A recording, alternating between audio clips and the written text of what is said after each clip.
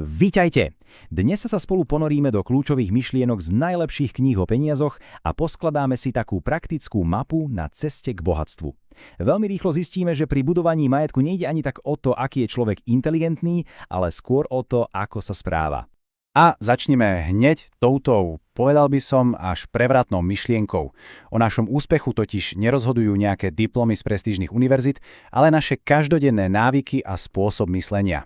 Viete, práve to, ako zvládneme emócie ako strach a chamtivosť, je často úplne kľúčové. A toto je dokonalá ilustrácia. Ronald Read. Tento pán nemal žiadny vysoký plat ani prístup k tajným informáciám. Mal však niečo oveľa silnejšie – trpezlivosť a disciplínu. Jeho príbeh je dôkazom, že konzistentné a správne správanie dokáže vybudovať omnoho väčšie bohatstvo ako nejaký vysoký plat s nesprávnymi návykmi. Predstavte si, že naše finančné rozhodnutia riadi taký mentálny operačný systém. Ten si vytvárame už od detstva na základe skúseností a toho, čo sme o peniazoch počuli od okolia. Takže prvým krokom na ceste k bohatstvu je vylepšenie tohto vnútorného programu. Musíme sa naučiť myslieť tak, ako myslia bohatí.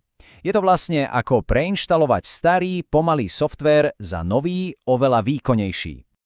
Poďme sa pozrieť na tento kontrast. Zatiaľ, čo jeden človek vidí v novej situácii hlavne rizika a všetky dôvody, prečo niečo neurobiť, ten druhý hľadá potenciál a spôsoby, ako tie prekážky prekonať. Kľúčový rozdiel je v tom, na čo sústredíme svoju pozornosť. A toto ukazuje ďalší zásadný rozdiel. Odmietnutie falošných volieb. Zatiaľ, čo chudobné myslenie vidí všade dilemu buď alebo, to bohaté hľadá kreatívne spôsoby, ako dosiahnuť oboje. Kladie si otázku ako a nie otázku ktoré. Táto starodávna múdrosť je nesmierne dôležitá. Hovorí v podstate to, že nemôžeme do svojho života prilákať niečo, voči čomu cítime zášť alebo odpor. Ak vnútorne nenávidíme úspech iných, podvedome ho od seba odháňame. A to nás privádza priamo sem. Namiesto posudzovania a kritizovania úspešných ľudí sa treba inšpirovať. Povedať si, super, gratulujem im a to iste čaká aj mňa. Takýmto postojom si otvárame dvere k vlastnému úspechu. Tento koncept je super, lebo vysvetľuje, prečo výhercovia lotérie často skončia na mizine a prečo, naopak, milionári, ktorí o všetko prídu, dokážu svoj majetok znovu vybudovať. Ich vnútorný termostat je jednoducho nastavený na určitú úroveň a podvedome ich tam vždy vráti. Cieľom je vedome si tento termostat prestaviť na vyššiu hodnotu. Dobre, tak myseľ máme nastavenú, teraz prejdime od myslenia k činom. Správny mindset je základ, ale bohatstvo sa buduje konkrétnymi krokmi. Poďme sa pozrieť na tú vonkajšiu praktickú stránku peňazí. Toto je kľúčové. Neuveriteľne jednoduchá, no nesmierne hlboká definícia. Bohatí sa sústredia na získávanie aktív, teda veci ako investičné nehnuteľnosti, akcie, podniky. Väčšina ľudí si naopak kupuje pasíva, drahé autá či najnovšiu elektroniku a mylne si myslia, že ide o aktíva. Kniha The Millionaire Fast Lane ukazuje dve hlavné cesty k rýchlejšiemu zbohatnutiu. Cieľom je v oboch prípadoch vytvoriť systémy, napríklad automatizovaný online obchod alebo portfólio dividendových akcií, ktoré generujú peniaze, aj keď práve nepracujete. A tu je jeden super jednoduchý, no veľmi účinný systém od T. Harva Ekera.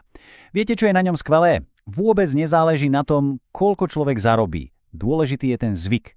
Každé euro, ktoré príde, sa okamžite rozdelí podľa tohto kľúča. A takto sa buduje finančná disciplína. Táto metóda možno nie je matematicky najefektívnejšia, ale je behaviorálne, teda psychologicky najúčinnejšia. Prečo? Lebo rýchle splatenie toho najmenšieho dlhu prináša psychologickú výhru a obrovskú motiváciu pokračovať. Vytvára to hybnú silu, ktorá je kľúčová na ceste k životu bez dlhov. Dobre, tak teraz sa pozrime, ako si bohatstvo udržať. Pretože zbohatnúť je jedna vec, ale zostať bohatý, to je už úplne iná disciplína. Vyžaduje si to kontrolu rizika a hlavne emócií. Toto je ohromujúca ukážka sily zloženého úročenia. Pozrite sa na Billyho. Investoval najmenej peňazí, ale začal úplne najskôr. Jeho peniaze mali najviac času na rast. To jasne ukazuje, že ako dlho sú peniaze investované, je často dôležitejšie, než koľko peňazí sa investuje. Toto je zásadný posun v myslení. Namiesto toho, aby sme panikárili pri poklesoch trhu, musíme to vnímať ako nevyhnutný poplatok. Je to cena za prístup k rastu, ktorý trhy dlhodobo ponúkajú. Ak nie sme ochotní zaplatiť túto cenu, nemôžeme očakávať ani odmenu. A aká vysoká môže byť tá cena? No, čo poviete na mínus 80%? Presne o toľko klesla cena akcií Netflixu v roku 2011. Investori, ktorí chceli profitovať z jeho neuveriteľného dlhodobého rastu, museli byť ochotní vydržať tento drastický prepad bez toho, aby v panike všetko predali. A netýka sa to len jednotlivých akcií. Aj široký trhový index, ako je S&P 500, strávil za posledných 40 rokov značnú časť času vo výrazných poklesoch. Je to skrátka normálna a opakujúca sa súčasť investičnej cesty. Toto krásne ilustruje Paretovo pravidlo v investovaní. Dokonca aj tí najlepší z najlepších očakávajú, že väčšina ich stávok bude priemerná alebo aj neúspešná. Celkový úspech portfólia totiž často závisí len od niekoľkých výnimočných víťazov. Úplne na záver sa poďme zamyslieť nad tým, čo vlastne znamená byť bohatý. Je totiž možné, že sa celý čas naháňame za niečím, čo sme si len zle zadefinovali. Položme si túto otázku. Keď niekto vysloví túto túžbu, čo sa za ňou naozaj skrýva? Čo si pod tým predstavuje? A tu je tá zásadná pointa.